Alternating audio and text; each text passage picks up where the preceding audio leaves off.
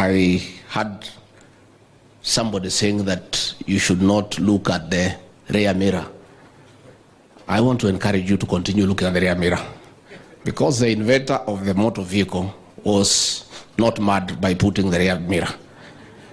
In your leadership, Your Excellency, you have made it very clear that no Kenyan should be left behind. So you must continue looking at the rear mirror to make sure that all Kenyans are on board and they are not left behind. There are also people who would want to derail your vehicle. There are those who like to puncture the rear wheels. There are those who like to remove goods from your pickup behind.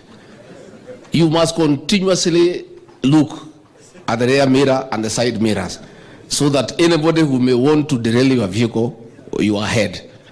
And again, Your Excellency, your pace is too fast for those of us who help you, myself and these cabinet secretaries.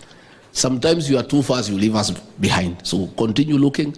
So when you find your deputy is being left behind, you urge him to come to catch up with you, and the rest to catch up with you, so that this country can move forward.